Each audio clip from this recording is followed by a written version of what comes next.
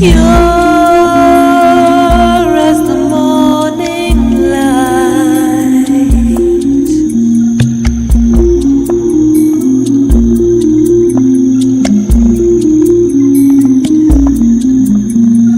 Older than the oldest dawn. I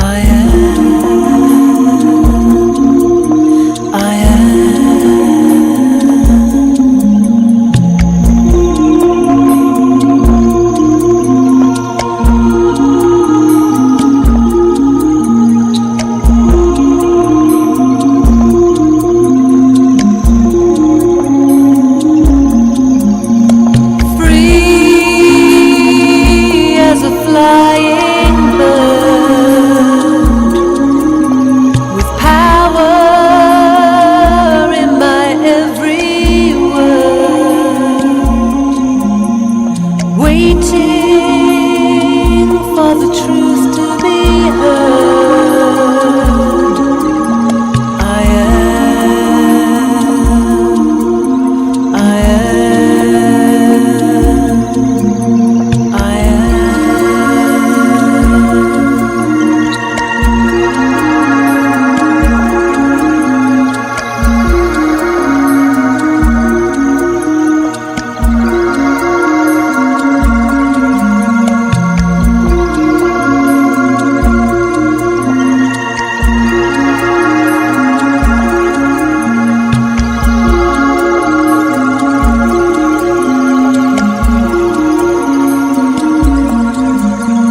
I love for being of light, a soul, a spirit of might, so peaceful, so deep inside. I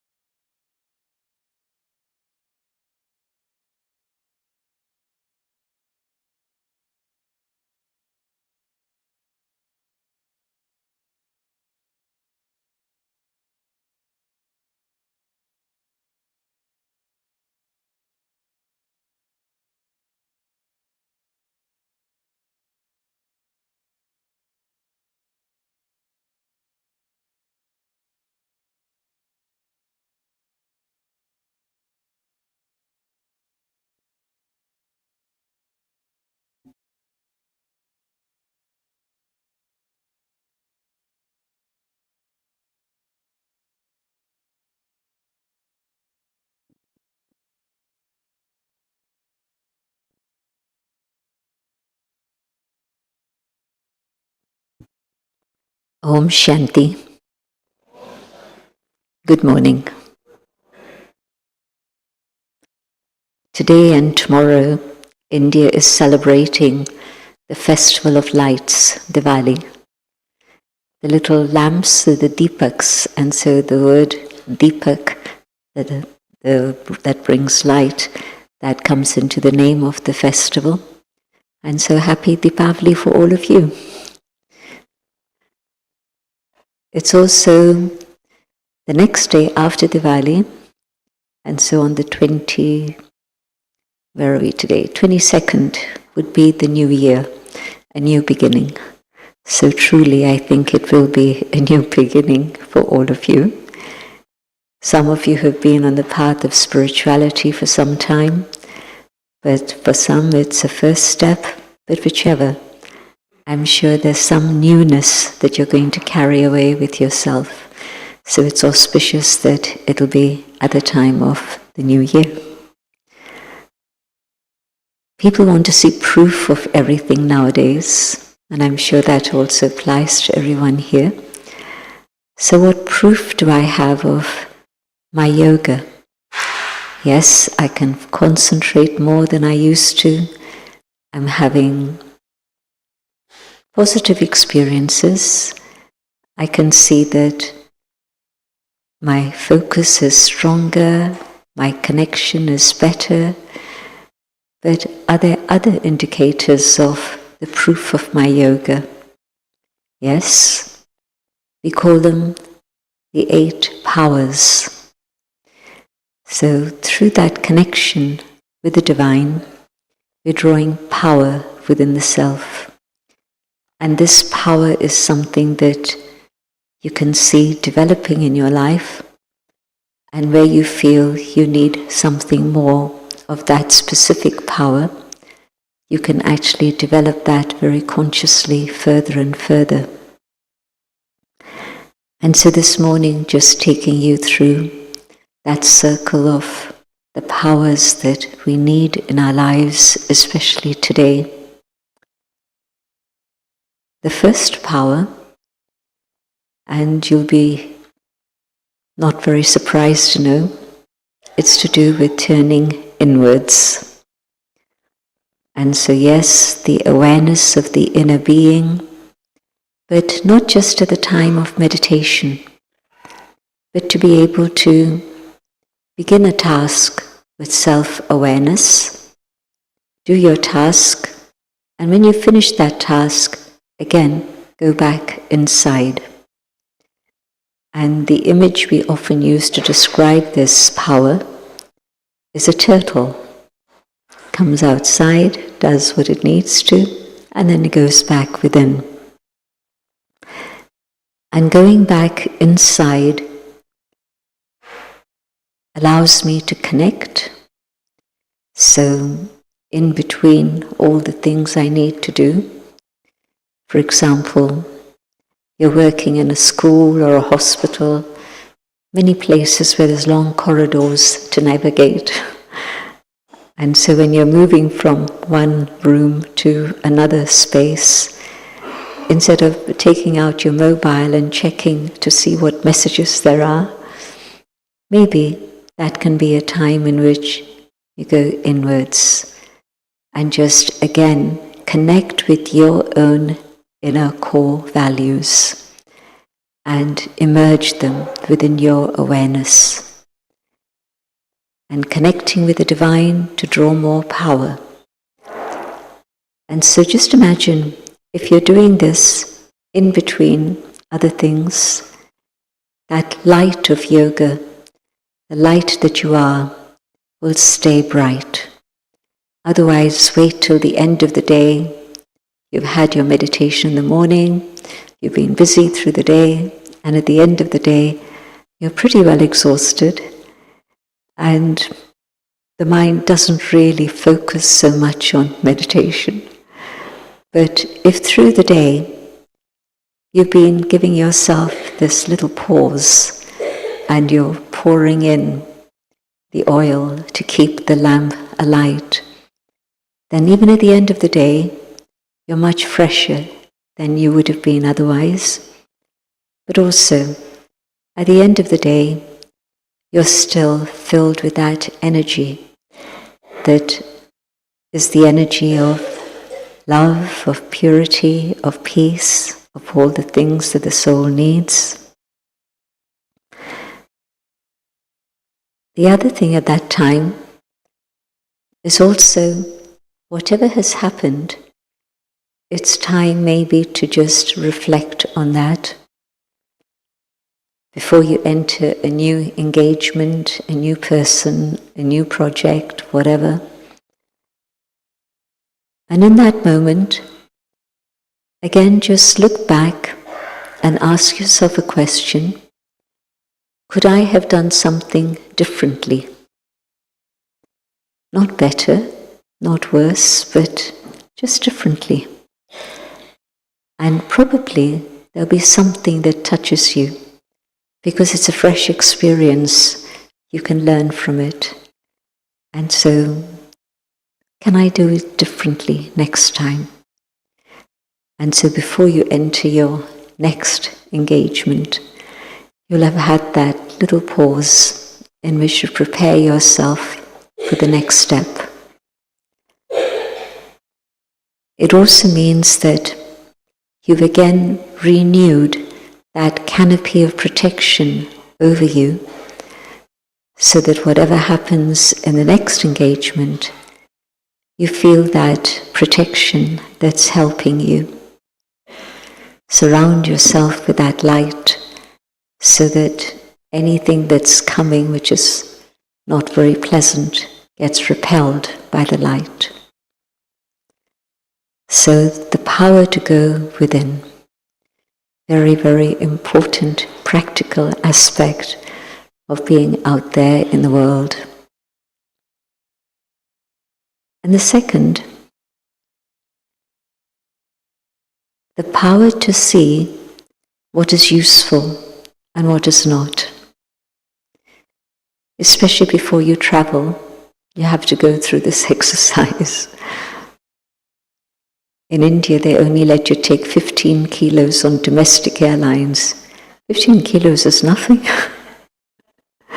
And so you really have to decide what is it that is essential. And so that skill of not just when you're packing your luggage, but when you're looking at what's going on, well, do I need to give my time, my attention, and my engagement to all the different things that are going on? Or there are other things, can I say, okay, I'm done. I don't need to give it any further attention. Or maybe I need to give it 5-10 minutes to just sort it out and let it be. I don't need to carry that load with myself through the whole day and the next day and the next day. So try to settle things as you go along. And this power to be able to decide and see what is essential will save you a lot of time. But most of all, it'll save you a huge amount of energy. Energy that is very valuable because it's the energy of the soul, the energy of your mind, the energy of your intellect, which is very precious. And so you don't want it just to go here and there simply because you weren't attentive enough to prune it out. So maybe there are things that are long term that I'm carrying that I need to relook and understand what the need is, and whatever it is I need, I keep, and I'm going to carry on. But there are things probably that I don't need. And that applies to this, but also it applies to your cupboards at home. So just to clear things as you go along. And if there's a lot of backlog from the past, to deal with that first and clear all of that. But just to lighten the burden that you're carrying in here. It's amazing how much burden we carry. And then it's not just in the mind, it's on your shoulders, it's trapped in your body in different places. And then when there's aches and pains that come, you wonder what's happening, but that's what's happening. And so I need to develop this ability. And then the third power, the power to tolerate.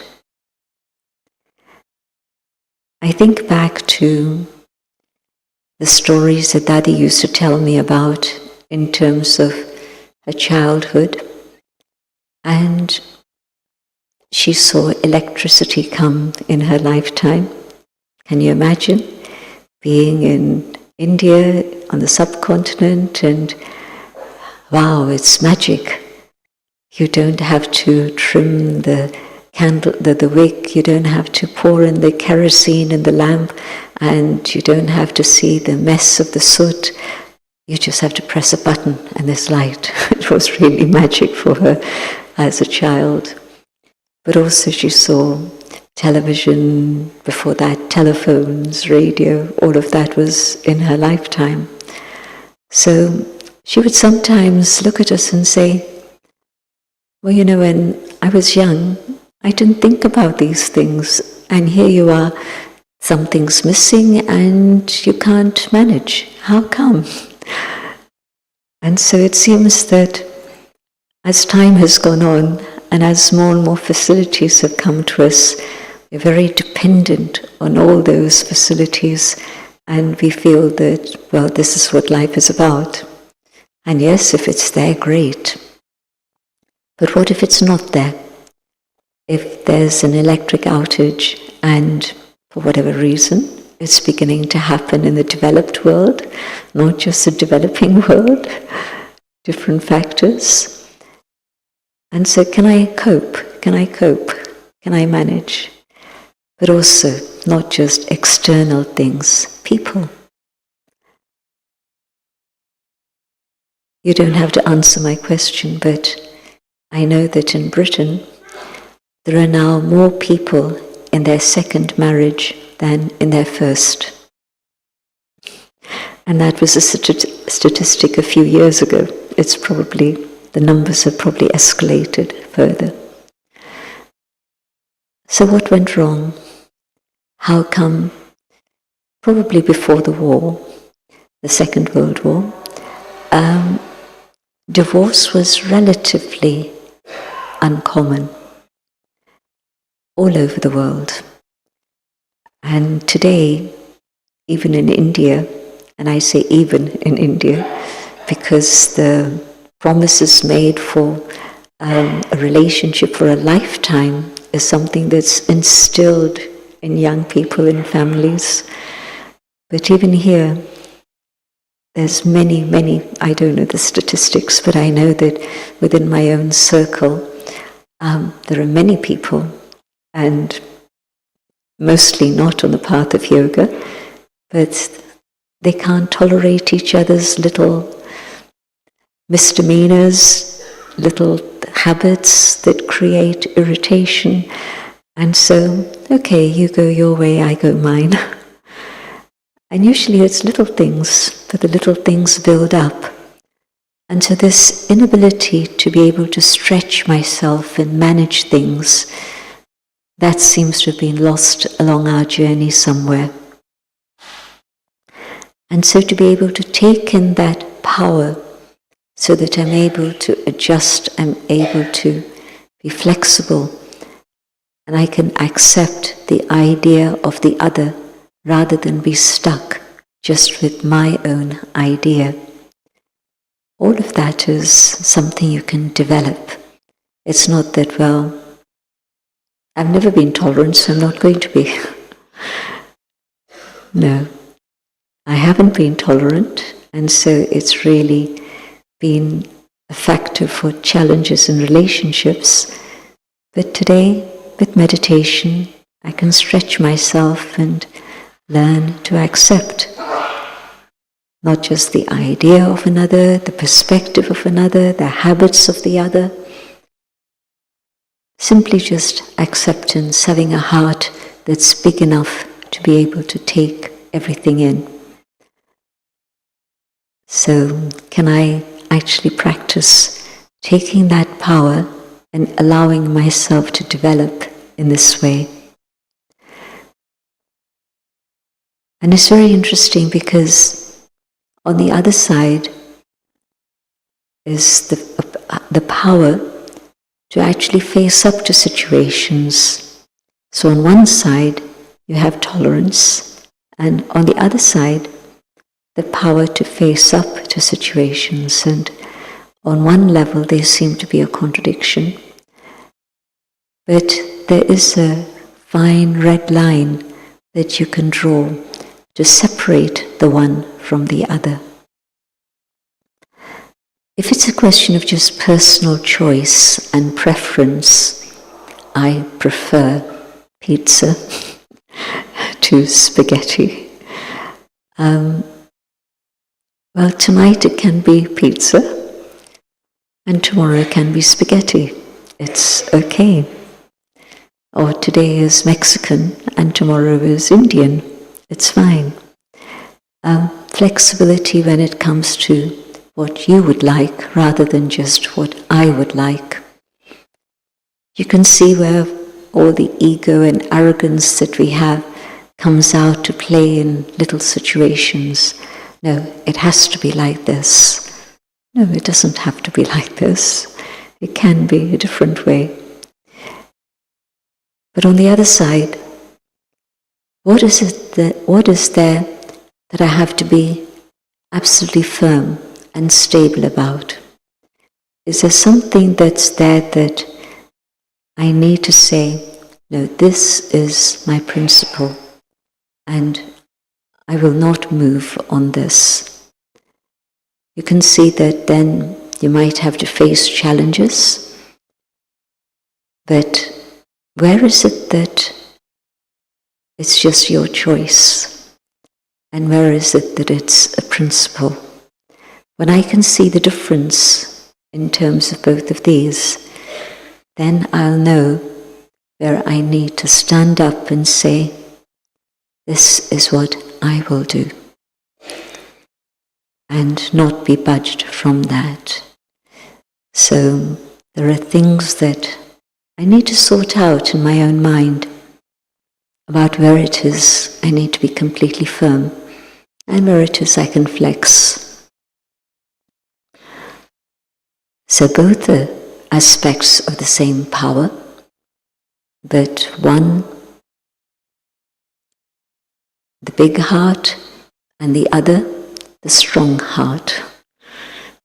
Both the heart aspects, but if my heart has decided that this is what I will do, this is what I need for my own spiritual progress, then I won't shake on that. I'll be absolutely firm and stable. And that'll help me in huge number of situations that we face every day in our lives. Just knowing that there are these two different ways to approach something. So what do I draw on at this moment? And then, can I develop the power of accommodation so that I can accommodate people, ideas, situations, just like the river will move in a specific direction, but will also adjust and accommodate. More water comes and it can broaden out. Dirty water comes, it won't reject it, it'll still accept it. And so to move along in the direction that I have chosen for myself, but along the journey, to be able to adjust with others. And that definitely wins friends. If I'm not able to adjust, probably I'll have lost a few friends along the way. But where I can adjust and say, I know where I'm going, and I know the journey I have to take, but it's okay. It might take a bit longer. If there are things being thrown at me, things being thrown into me, but I'll still make it. I'll get there. And then, the power to perceive. To be able to look at things not just from one perspective, but from a broader perspective. Not just to think in one dimension, but to think in the multi-dimensional aspects of life. And if I can perceive, if my perception becomes broader and clearer, my understanding is going to grow. Probably my compassion is going to grow too. Usually when there's lack of compassion, it's because it's very narrow tunnel vision and I can't see light at the end of the tunnel. When I've opened myself up and I look from a broader perspective, And if you remember the analogy of soul, stage, the drama, the costume, so rather than looking at my little bit here, can I see the stage and how the drama is unfolding?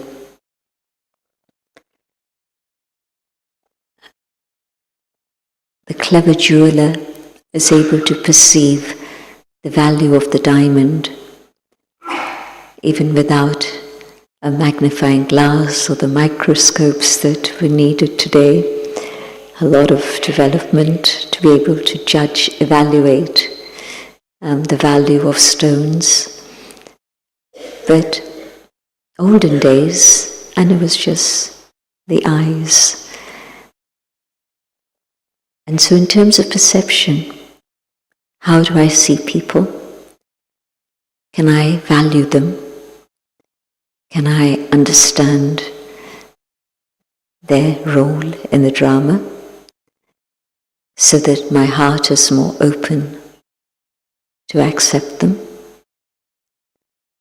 Whatever the color of the skin or the gender, whatever is coming to me, to be able to have that clarity of the soul so that my perception is on track.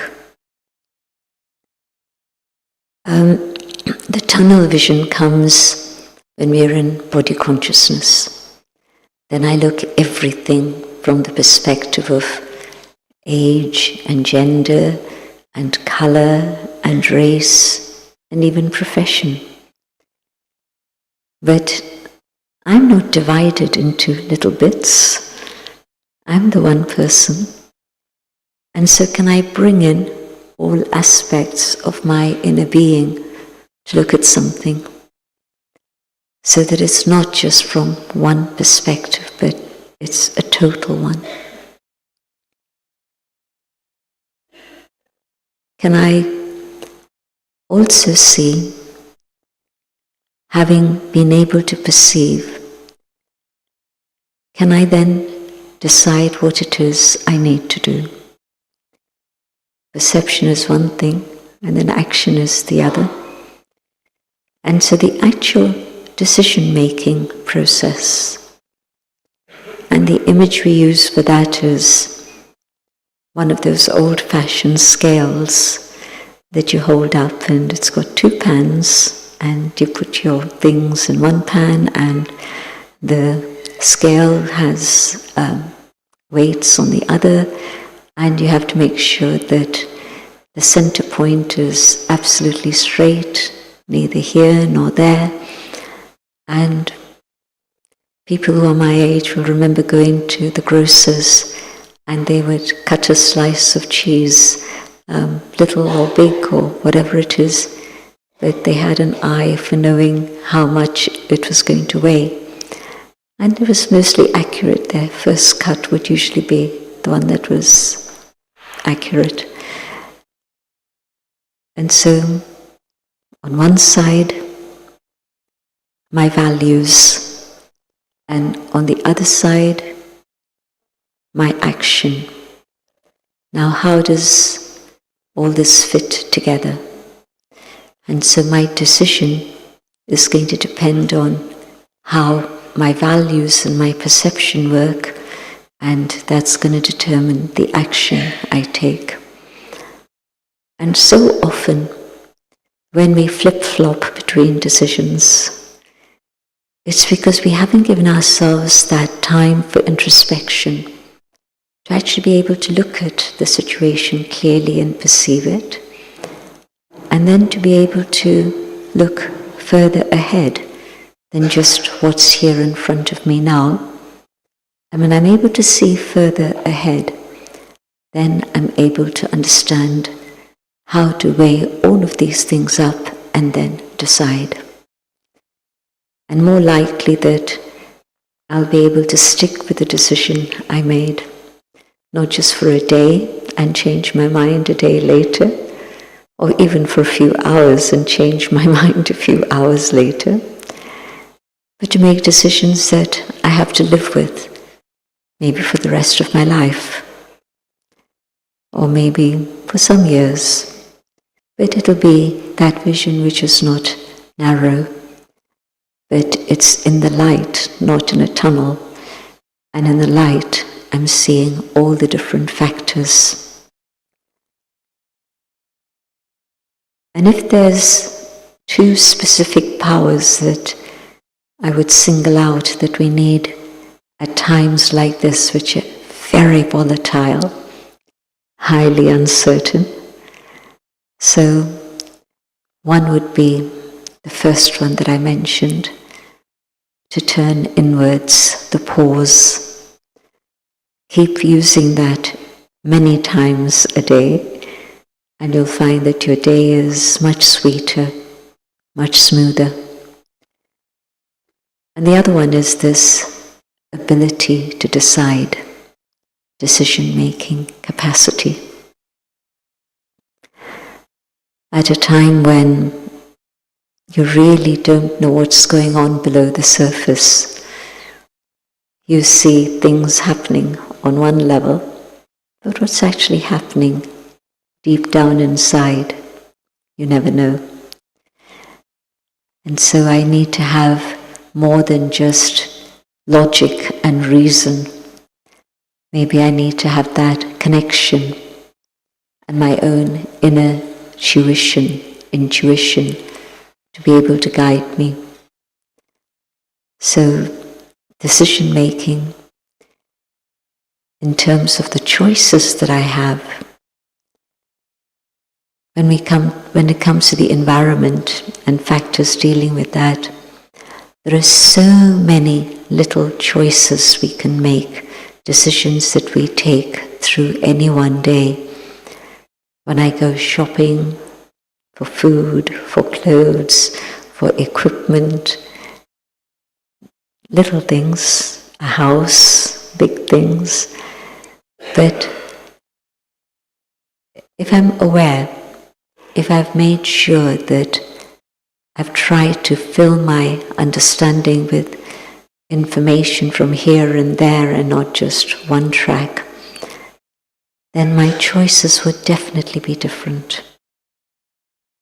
And maybe that can be a big, big contribution towards moving things in the right direction for the environment. So, very important power. And normally in the world out there, again, you sort of label a person and say they're very hasty or they're quick, and your choice of words will determine how you think about it. But it's something that can be developed. It's something that you can take from that spiritual capacity as the soul progresses. And then I've talked about the power to face in the contrast with tolerance.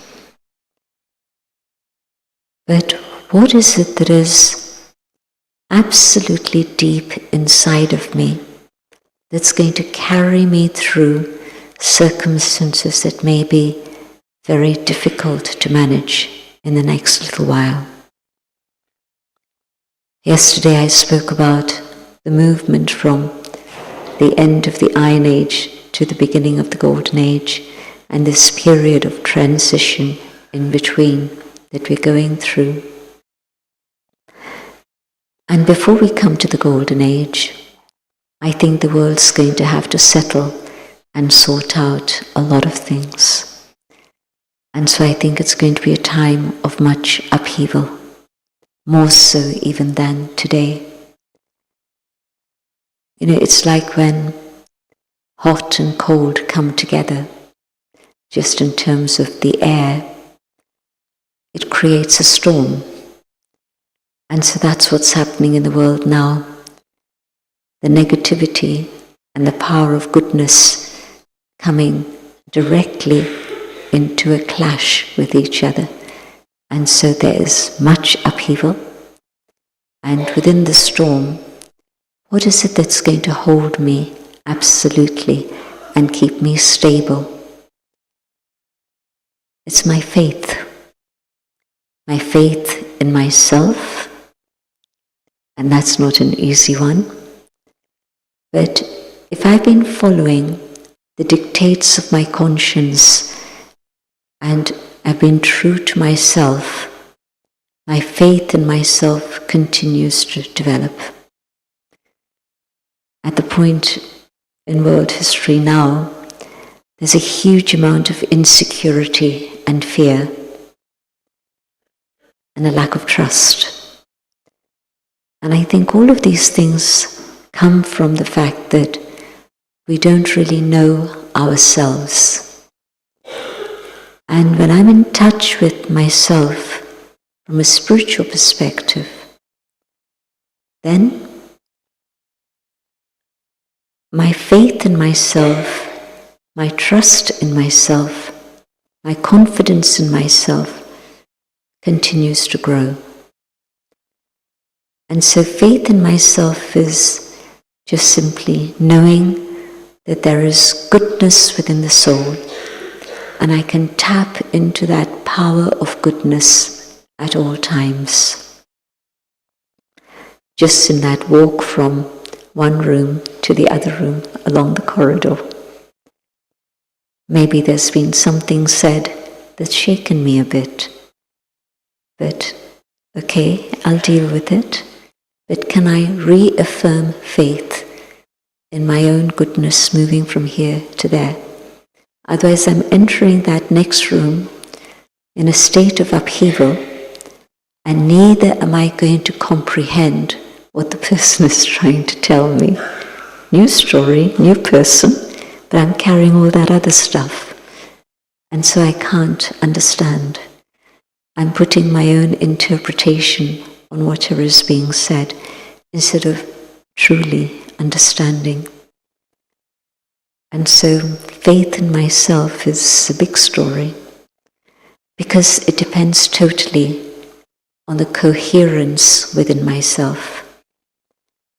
And if my conscience is saying one thing and my feelings are saying something else, I need to spend time realigning myself so that both things come together. My core values, my conscience, and my feelings. I have to find a way to resolve that. And it's possible. It has to be. Because my natural inner state is of harmony. It's not of conflict or upheaval. When I'm comfortable inside, then I can swim comfortably out there. But if I'm not comfortable inside, then I'm going to find it very difficult to manage myself. And so faith in myself, and for some the second one is a natural, but for others it might be gradual development, and that is faith in the divine. Maybe I've had a lot of faith, but maybe I haven't had a proper connection, a proper relationship, because I didn't know the very specific information that I have today. Can I make that connection with the divine stronger and clearer? It's a daily practice, and not just daily, but connecting many times a day. And I'll be able to see external results of the power of faith. So it develops. The faith that I had when I started as a yogi and the faith that I have today, there's a vast difference.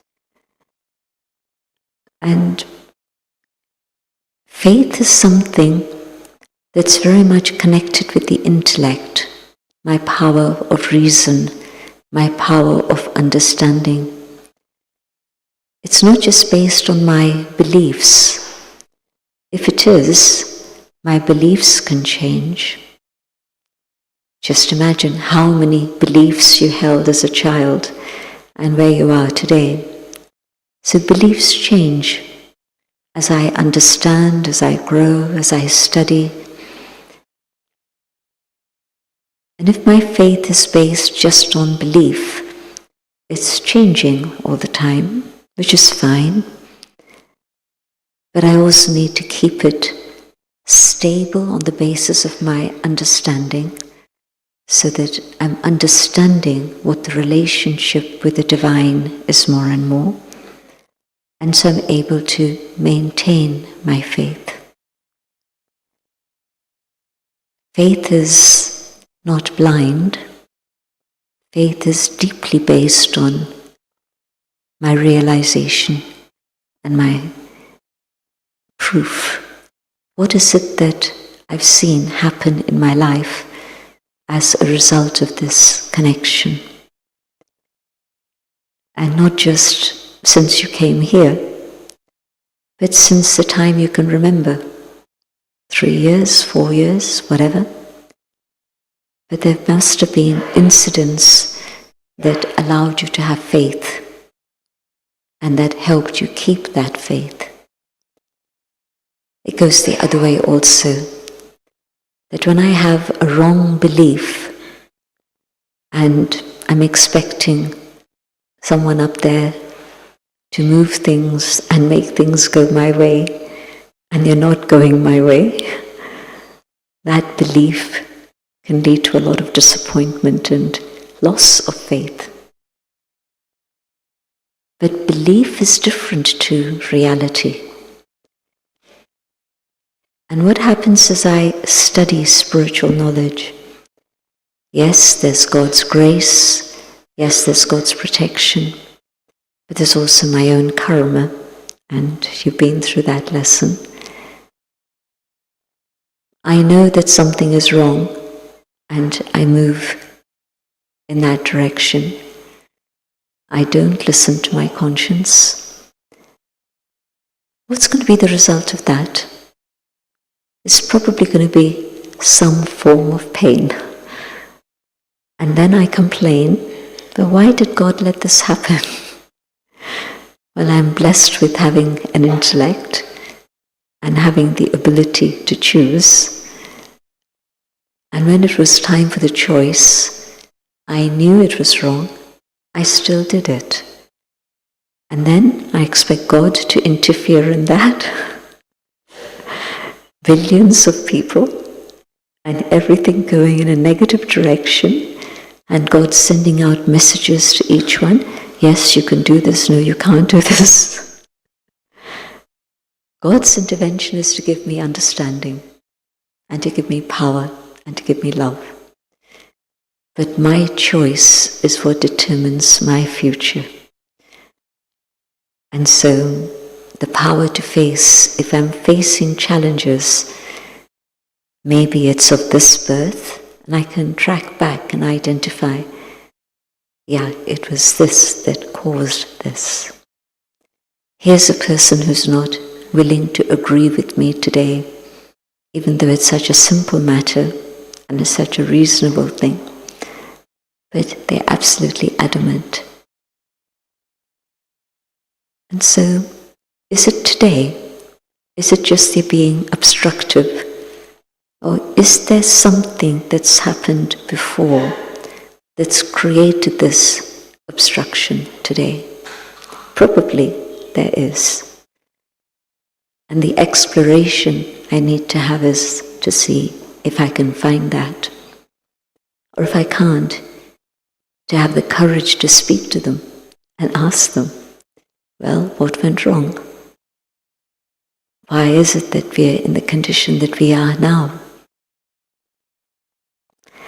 And so faith through understanding, what is it I'm responsible for, and what is it that God is responsible for? And then through understanding, no false expectations, but recognizing the help that I received at times in my past when I couldn't have done it myself, but it was God's help.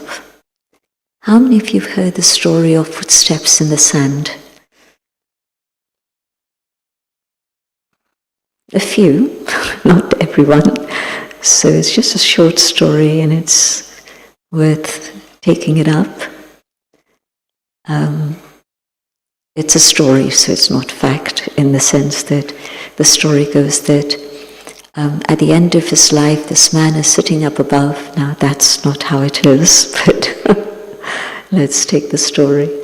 The man is sitting up above, and he's sitting with God, and he's seeing the story of his life on earth. And he's seeing 2 steps of footprints in the sand going side by side. And then he's seeing some gaps. And where there are gaps, it's just 1 footprint and not 2. And so the man says to God, complaining, but the times that there's just a single footprint, those were the times that were most difficult for me. Why did you leave me at that time? And God's response, those were the times I carried you, my child. I was very moved when I first heard the story because it just reminded me of things before I had any knowledge of spirituality or God or anything, but times when I look back and I say, yes, I must have been carried.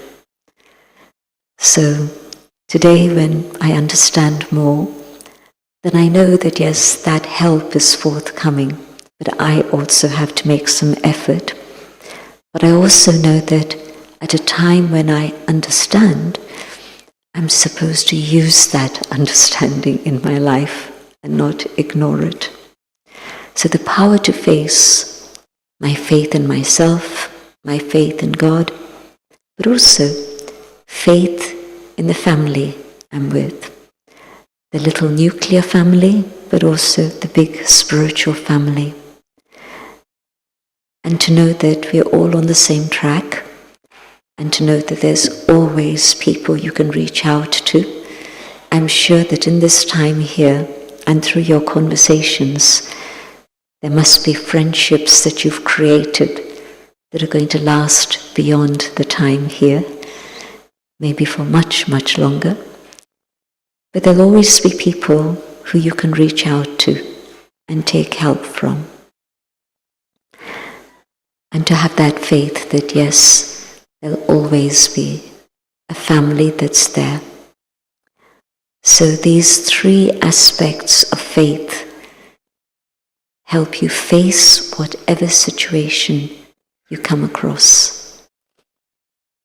And your faith will draw those who can bring you the help that they can give.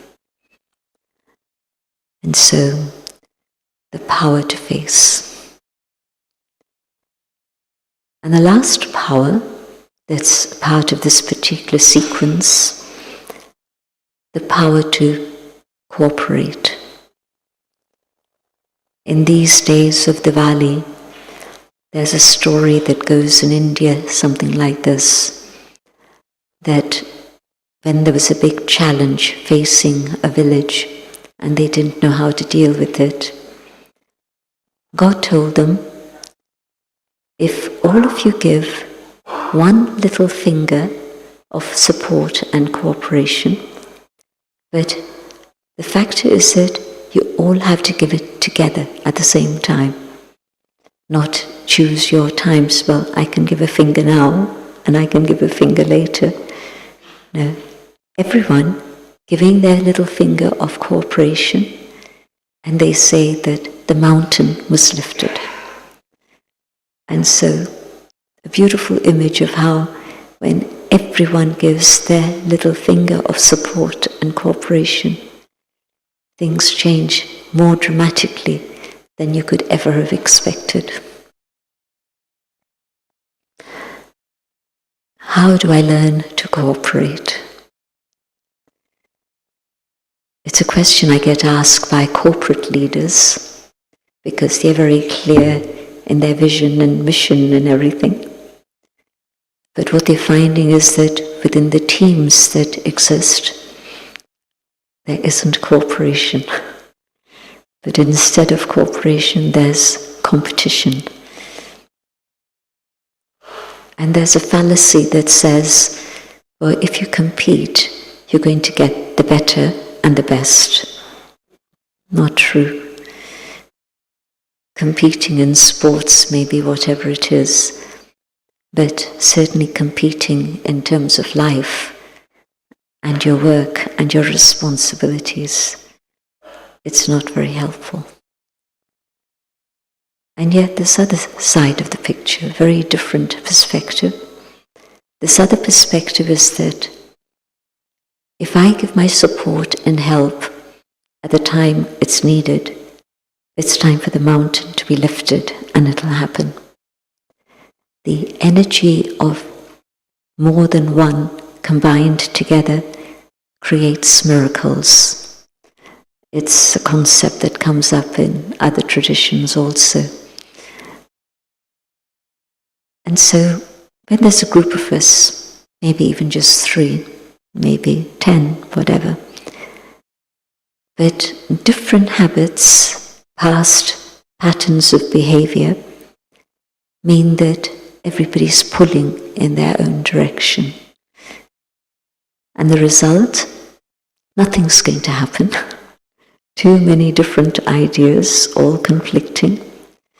And so, nothing happens. But if I can see your virtues, your specialities, and yours, and yours, and yours, then that's creating a bond that's very powerful. And then all of us start thinking in a similar track, not just of me and my ego and my idea, but what is of benefit for everyone concerned.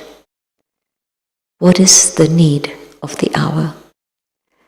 And so when we see specialities and we look at the purpose of our existence, why is it we actually came together?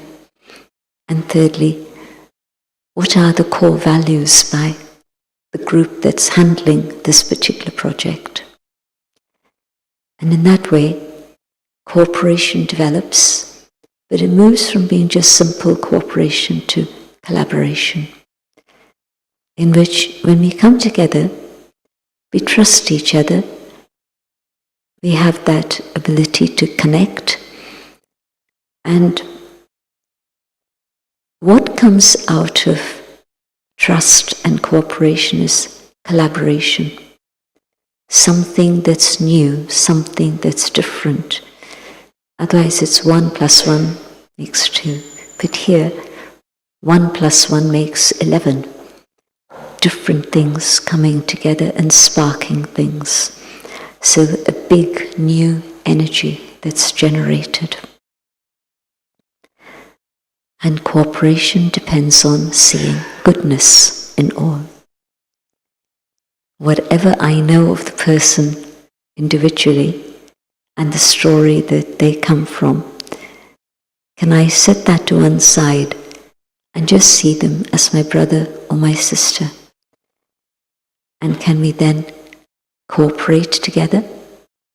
And it'll flourish, and there'll be collaboration. And things will move very quickly in a very beautiful new way forward. The other thing that I want to draw to your attention before we close with a few minutes of silence together, these are aspects of spiritual power. But in fact, within the soul, the qualities of the soul, as I begin to first experience them, it's a very gentle, sweet feeling, connecting with my own inner treasures.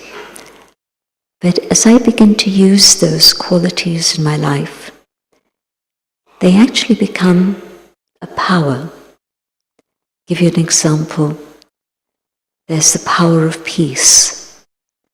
And I can learn to make my mind quiet, connect with God, and draw God's peace within myself. And a little while later, I'll have seen that my ability to stay peaceful at times of stress has grown. And it'll keep growing. There'll never be an end to it. It'll just get stronger and deeper. It comes to the point where then there's peace, not just for you, for yourself, but the power of peace has come to the extent where it can influence circumstances and people and make things shift completely. So love is another power. You must have experienced in your life that you've tried to make something happen and it's just not happening. And then you connect with somebody and somehow they are in tune with you. They like that idea, but the combination of the two working in synergy means that the energy that's being generated through that love and respect for each other is love that's going to change things, it's going to move things. And so try using love as a power.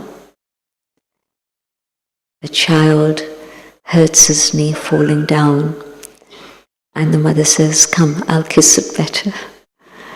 And it gets better. And within a couple of moments, he's running around again. So the power of love. It's a process of healing that gets triggered within the body. But also, it's the energy that I receive from God that gives me the power to be able to change myself. God doesn't just teach us, but God is also the mother and the father, but the mother who's able to give infinite love. And the power of God's love gives me the courage to say, yes, I will change. I will take the next step that I need to take. And the next step and the next step after that also. So experiment with all of these ideas. The power of love, the power of peace, the power of truth. In a world of darkness, truth is inconvenient for many people. But if I persevere, then that becomes a record in itself. That's evidence of all the things I've been able to accomplish with the power of yoga. The power of happiness. Here's a festival day, differences are set aside, and everybody celebrates with happiness. Normally those differences would have been so big that there's no way that there would be an acceptance or a possibility of further movement. But the joy of happiness of a particular festival occasion, and people come together and new bonds are created, old bonds are transfixed. But yet try experimenting with using the power of the virtues that you carry within yourself. And you'll be able to see beautiful results as a result. So let's have a few minutes of meditation. And I'll guide the meditation. And let yourself just follow those ideas in your mind. And if at some point you don't want to do that, that's also fine. You can generate your own ideas, or just let the mind become very peaceful, not even with too many thoughts.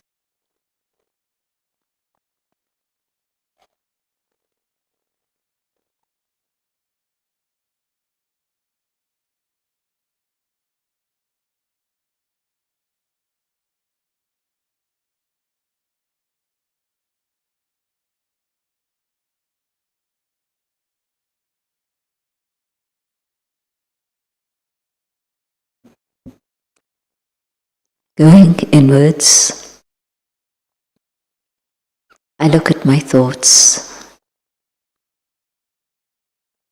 and simply looking at them